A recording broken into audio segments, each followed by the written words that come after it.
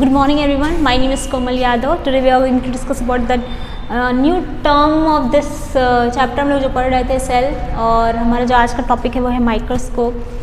As I have told you about the cell theory means cell के बारे में हम लोगों ने बताया था कि 3 साइंटिस्ट थे जिनको हम लोग कंबाइंडली बोल रहे थे कि उनके वर्क को हम सेल थ्योरी बोले हैं. जैसे कि सेल थ्योरी में मैंने बताया था कि कोई भी ऑर्गेनिज्म है वो सेल से ही बना होता है. ठीक, ऑर्गेनिज्म या तो एक सेल का बना होगा या तो एक से ज़्यादा सेल से बना होगा. दूसरा ये है कि सेल का स्ट्रक्चर और फंक्शन डिसाइड करने का बॉडी का स्ट्रक्चर और फंक्शन डिसाइड करने का काम जो करेगा वो सेल करेगा, कि कैसा स्ट्रक्चर होगा, कैसा शेप होगा, कैसा आकार होगा, आकृति होगा and all. Other than that किसी भी बॉडी में कौन कौन सा फंक्शन प्रोवाइड करेगा, कैसा फंक्शन होगा उस ऑब्जेक्ट का, तो वो पूरी तरीके से डिटरमाइन करने का काम सेल करेगा. दूसरा है कि एक सेल का फॉर्मेशन दूसरे सेल से होता है. ठीक है, एक सेल का फॉर्मेशन दूसरे सेल से होगा. अपने आप से कोई भी सेल एग्जिस्ट नहीं कर सकता, उसका फॉर्मेशन किसी न किसी तरीके से दूसरे सेल से हुआ रहेगा. ये हम लोगों ने सेल थ्योरी भी पढ़ा था. आज हम लोग जो टॉपिक पढ़ेंगे उसका नाम है माइक्रोस्कोप. माइक्रोस्कोप क्या है? जैसे मैंने बताया था आपको क्लासेस में, ऑनलाइन क्लासेस में, कि जो हमारी बॉडी जो होती है वो कह सकते हैं बॉडी में इंटरनली कई सारे ऑर्गन्स पाए जाते हैं.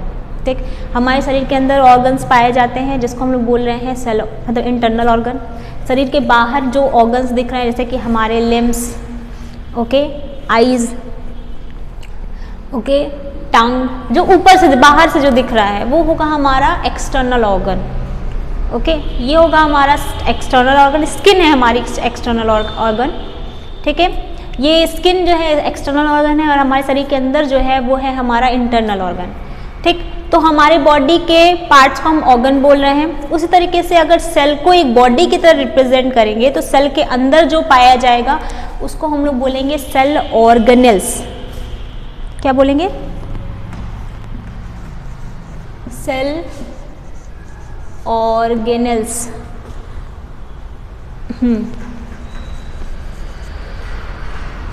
इसको बोल रहे हैं cell organelles.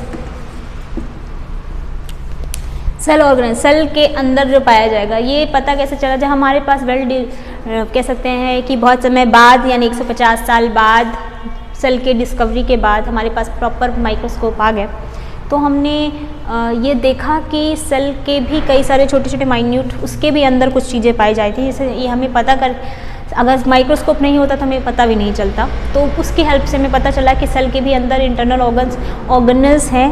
Okay, with the help of microscope हमने ये पता लगाया. ये माइक्रोस्कोप का काम क्या था? एक ऐसा इंस्ट्रूमेंट होता है जिससे क्या करते हैं, चीज़ों को बड़ा करके दिखाता है, मैग्नीफाई करते हैं, चीज़ों को बड़ा करके दिखाई देते हैं, ताकि इतना बड़ा कर सकते हैं जिसकी वजह से हम अपने अनएडेड आइज से हम चीज़ों को देख सकें. ठीक है, अनएडेड या फिर नेकेड बोलते हैं उसको, मतलब बिना किसी चीज़ के यूज़ किए इन आँखों से अगर किसी चीज़ को देख सके तो उसको हम लोग बोलेंगे नेकेड आइज. तो माइक्रोस्कोप चीज़ों को बड़ा करके दिखाता है ताकि हम उसके हेल्प से हम चीज़ों को देख सकें. ठीक है, अब ये कुछ माइक्रोस्कोप यानी कि पहला जो माइक्रोस्कोप जो हम लोगों ने पहले डिस्कवर हुआ, उसका मेन जो मतलब कह सकते चीज़ों को मैग्नीफाई कर रहा था, लेकिन उसके लिए एक चीज़ उसको लग रही थी जो थी लाइट. अगर उसको मिलता है, यानी कि ऐसा माइक्रोस्कोप जो लाइट की हेल्प से चीज़ों को बड़ा करके दिखाई दे, तो उसको लाइट माइक्रोस्कोप कहते हैं. ठीक, जो लाइट माइक्रोस्कोप था, लेकिन जस्ट बिकॉज इसमें 2 लेंसेज का यूज़ हो रहा है. पहला, अगर आप उसको देखेंगे माइक्रोस्कोप को, ठीक,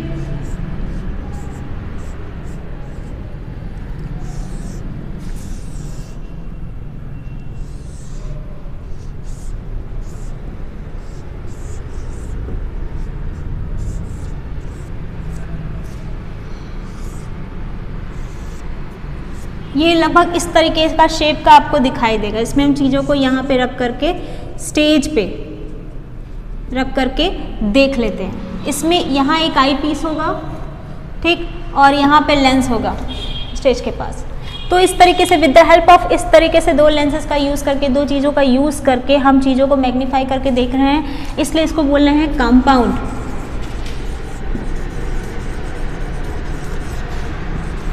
माइक्रोस्कोप।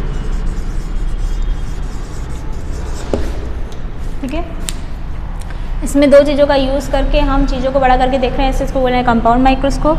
कंपाउंड माइक्रोस्कोप किसी चीज़ को अगर हम इतना बड़ा करके दिखा सकता है, इसको हम बोल रहे हैं 400 to 450 तक किसी चीज़ को बड़ा करके दिखाया जाए, टाइम्स बड़ा करके दिखा सकता है।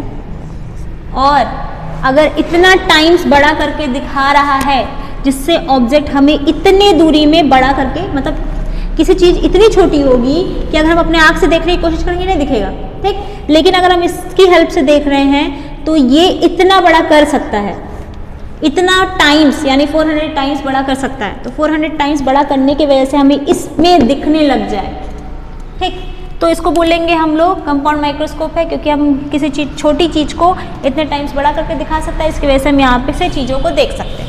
ये कंपाउंड माइक्रोस्कोप हो गया।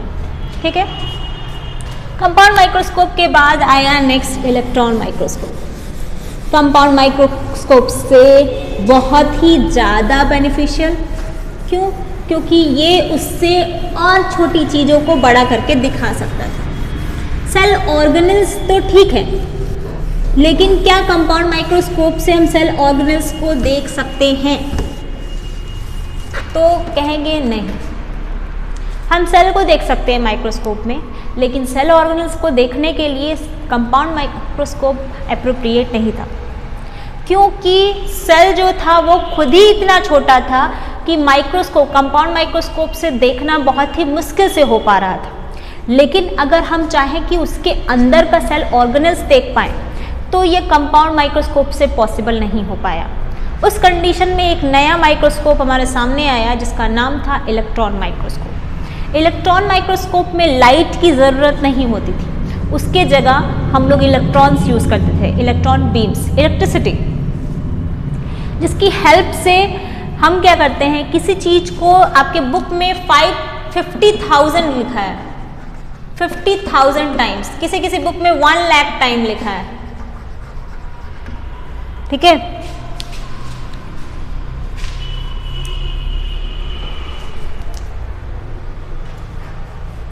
तो हम इसको शॉर्ट में लिखेंगे 50K और 1 लाख। तो 1000 को K लिखते हैं, ये याद रखिए। तो 50,000 टाइम्स, ठीक, किसी चीज़ को आपकी बुक में मेंशन है, लेकिन किसी बुक में 1 लाख लिखा हुआ है कि 1 लाख टाइम्स बड़ा करके ऑब्जेक्ट को दिखा सकता है। क्या?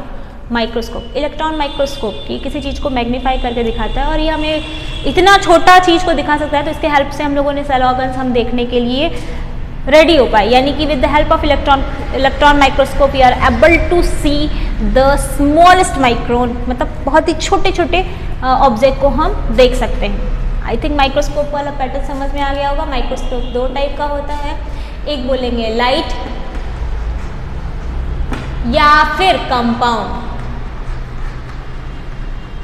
माइक्रोस्कोप, और दूसरा होगा, ये दोनों एक ही है, इलेक्ट्रॉन माइक्रोस्कोप।